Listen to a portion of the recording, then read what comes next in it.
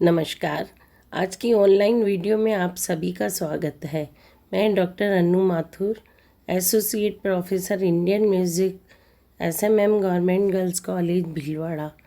तालों के अध्ययन के अंतर्गत हम आज ताल तीव्रा की बात कर रहे हैं। आपको तीव्रा के बारे में हम आपको बता रहे हैं। ताल तीव्रा। तीव्रा ताल को तेवरा ताल भी कहते हैं। प्राचीन ग्रंथों में इसे गीतंगी ताल कहा जाता है। प्रचलित तेवरा इसका अपभ्रंश नाम है। यह मृदंग की ताल है। इसके ठेके के बोल खुले बोल अर्थात मृदंग के जो बोल होते हैं मृदंग बाज के, वो हैं। अब मृदंग का प्रचार कम होने के कारण इसे तबले पर ही मृदंग के समान पूरे पंजे से बजाया जाता है। यानी इस ताल में खुले बोलों का प्रयोग होता है। तीव्रा ताल में 7 मात्राएं हैं। वह 3 विभाग होते हैं। अतः यह विषम मात्रा व विषम भाग वाली ताल है। प्रथम विभाग में 3 मात्राओं का तथा दूसरा व तीसरा विभाग 2-2 मात्राओं के हैं। इसमें प्रथम मात्रा पर सम तथा चौथी व छठी मात्राओं पर दूसरी व तीसरी ताली दी जाती है। इस प्रकार सम सहित 3 तालियां हैं। ताल की मुख्य विशेषता इसमें खाली का न होना है। उपरोक्त सभी उपकरण और सभी बोल मतलब विभाग प्लस मात्राएं ताली वगैरह ये सब रूपक ताल से मेल खाते हैं। रूपक ताल से मेल खाने पर भी तीव्रा उससे भिन्न है। इसकी प्रकृति गंभीर व जोरदार है। मृदंग की ताल होने के कारण इसमें खुले बोलों को बजाया जाता है। अतः इसको बजाने में पर्याप्त शक्ति की आवश्यकता होती है। यह केवल शास्त्रीय संगीत में ध्रुपद नामक गीत के साथ संगति में प्रयुक्त होती है। अतः प्रचार में कम यह ताल प्रचार में कम है। जैसा कि बताया कि ये इसका संप्राकृतिक ताल जो है रूपक है। रूपक ताल में बंद बोलों का प्रयोग होता है। मात्राएं सेम है। रूपक ताल में भी 7 मात्राएं हैं और तीव्रा ताल में भी 7 मात्राएं हैं। इसमें ये समानता है और लेकिन बोलों का दोनों में अंतर है। बोलों के अंतर के कारण ये दोनों ताल एक दूसरे से भिन्न हो जाती है। रूपक ताल में बंद बोलों का प्रयोग होता है और तीव्रा ताल में मृदंग के बोल यानी खुले बोल बजाए जाते हैं। इस तरह से हम ताल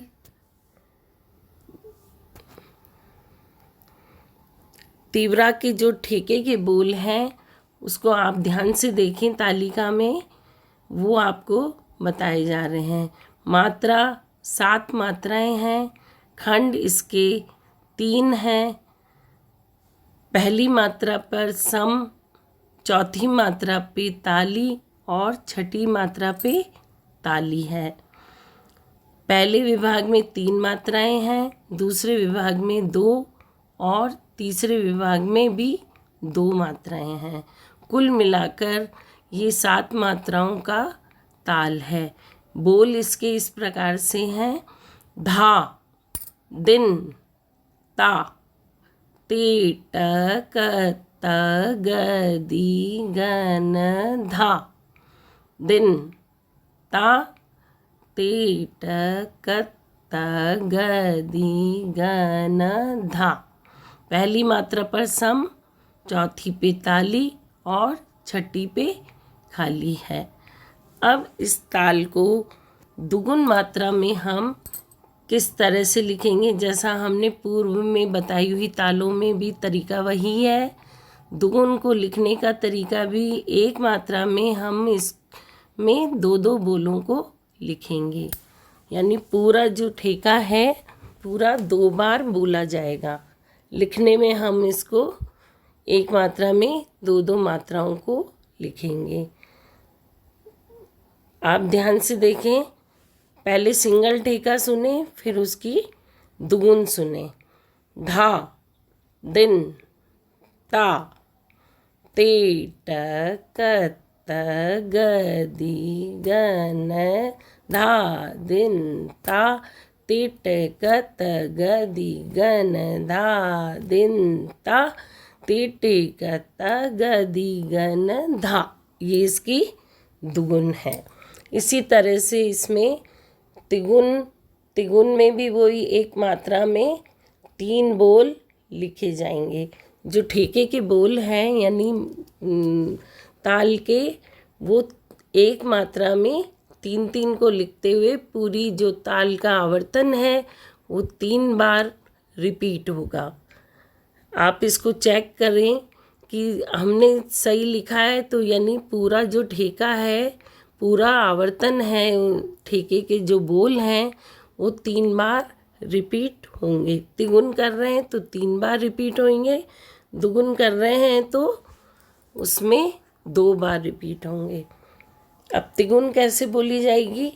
तिगुन में भी 7 में 3 का भाग देने पर, 7 में दुगुन दिया तो 3.5 मात्रा के बाद उठानी है, और चौगुन में क्योंकि 7 मात्रा का आधा 3.5 मात्रा, तो 3.5 मात्रा के बाद एक ही आवर्तन में यदि हम लिख रहे हैं दुगुन, तो धा, दिन, ता, आ, धा, दिन, ता, तिटिकत, गदिगन, धा, दा, दिन, ता, तिटिकत, गदिगन, धा।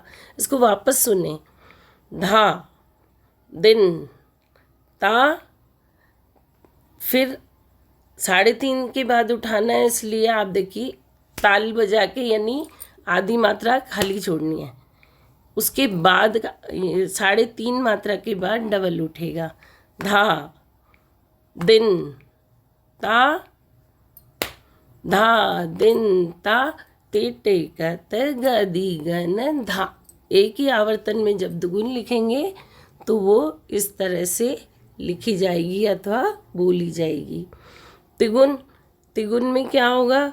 3 का भाग दिया तो 7 में 3 का भाग दिया तो तिगुन को लिखेंगे 3 एक मात्रा में 3 और एक ही आवर्तन में लिखेंगे, तब तो 3 का भाग देंगे। और जब तिगुन को पूरे आवर्तन में लिखेंगे तो एक मात्रा में 3 बोलों को लेते हुए हम लिखेंगे। अब चौगुन को लिखने का तरीका भी यही है। जब एक मात्रा में 4 बोल अथवा 4 स्वर जब हम लिखते हैं तो वो चौगुन कहलाती है।